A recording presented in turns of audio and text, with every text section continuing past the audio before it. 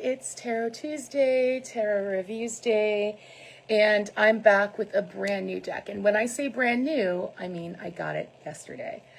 So my best friend bought me a lovely new deck that's been on my list for quite some time, and that is the Green Witch Oracle deck.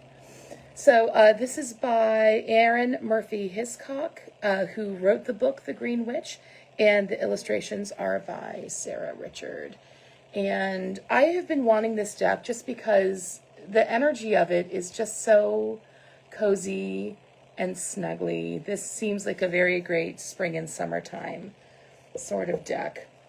Very, very pretty. Very, very cozy illustrations.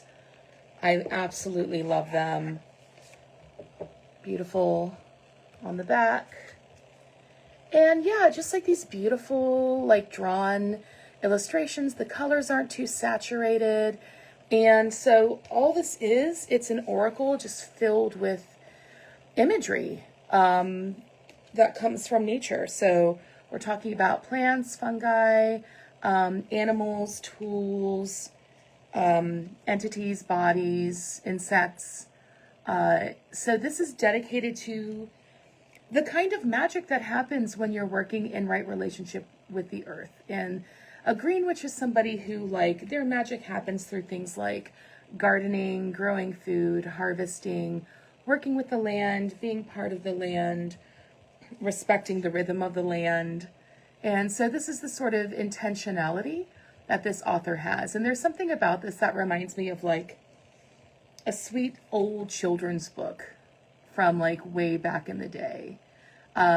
Like this, the pretty scroll work on the sides. It's very, it's like biological, right? Little tiny flowers. Minfiore, as we say in art history. Yeah, and so just the sort of tools that you use when you're working with the earth, when you're processing things that come from the earth. It's a beautiful deck. And so here's the story. And I don't think she'll mind me telling you, just because there's something useful we can all get out of it, was that initially she bought me a deck that was not printed by the artist. It was a reprint. And so these dupe decks are definitely out there. So here's how you can tell. Good morning, Angela. Here's how you can tell when you have a dupe deck. That deck will usually be smaller. The paper will be pretty thin, like this is nice and thick. You're going to also notice that it will not come with a book. So most decks come with some sort of a guidebook like this one.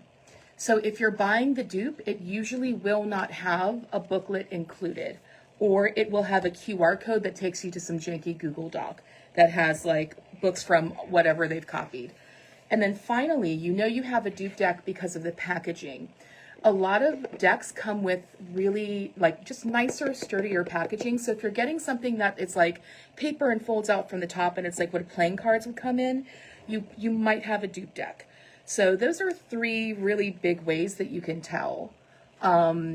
So just when you're out purchasing your decks, the dupe decks are definitely less expensive, but the artist gets paid and the author gets paid for their intellectual property when you're purchasing the original. So she went out and got me the original because, you know, the artist has to get paid for us. We're both artists.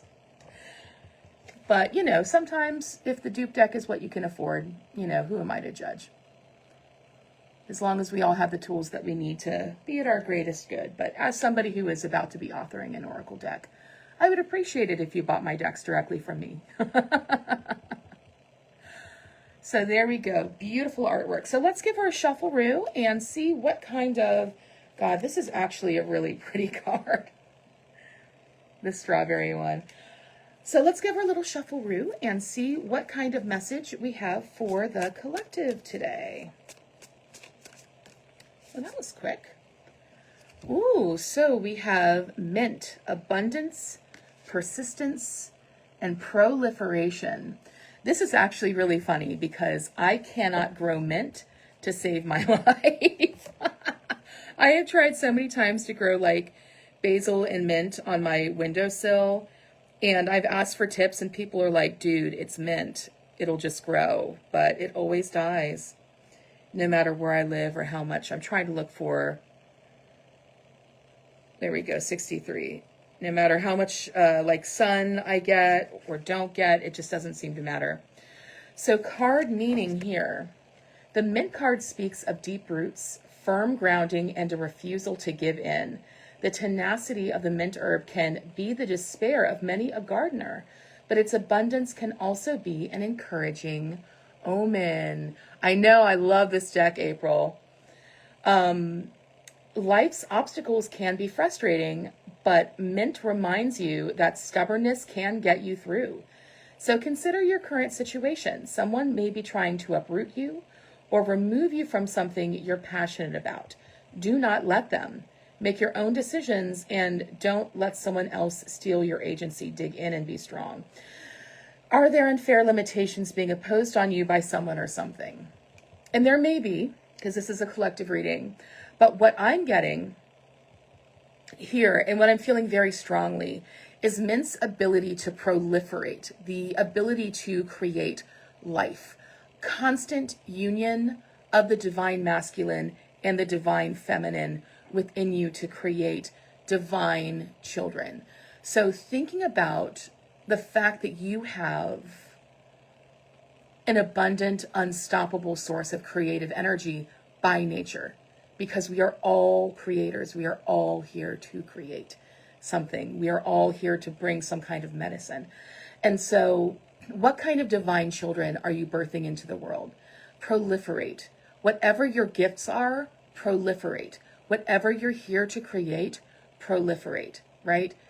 This is the lesson that you can learn from something like mint, because yes, it may be a little annoying for gardeners because the gardener might not want that much and they might think of it as something, oh, I need to clear this out. I need to pull this. I can't let this take over, right? That's not your business. Your business is to make the medicine. Your business is to make the medicine. If you look in it, okay, so I used to be super poor and my bare bones collection of herbs and essential oils, like I always had lavender with me and I always had peppermint with me and I always had tea tree with me, because with those three, you can heal or cure almost anything. And then like maybe garlic if I could put in a fourth.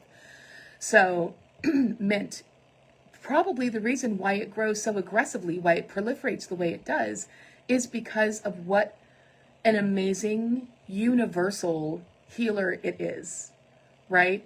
So don't let somebody go all gardener on your mint.